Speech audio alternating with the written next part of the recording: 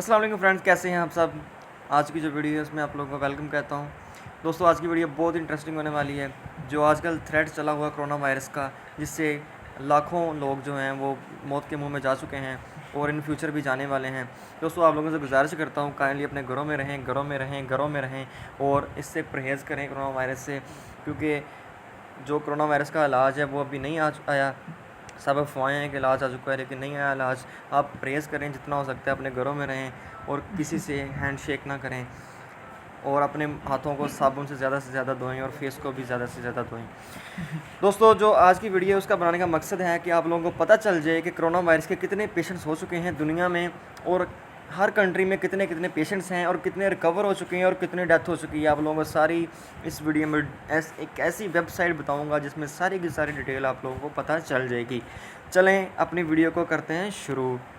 आपने Chrome browser में आ जाना है, वहाँ पे सर्च करना है covidvisualizer.com।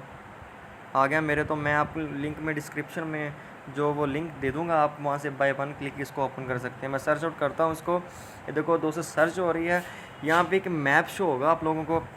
देखिए लोडिंग हो रही है कि मैप आएगा, उसमें अर्थ मैप होगा, उसमें डिफरेंट कंट्रीज़ के मैप्स होंगे। तो आपने जिस कंट्री के मैप पे आपने क्लिक किया वो सारी डिटेल बता देगा कि फ़लाँ कंट्री में कितने, इस कंट्री में कितने केसेस हैं, ये कंट्री कौन सा है और इसमें कितनी डेथ हो चुकी हैं और कितने रिकवर हो चुके हैं।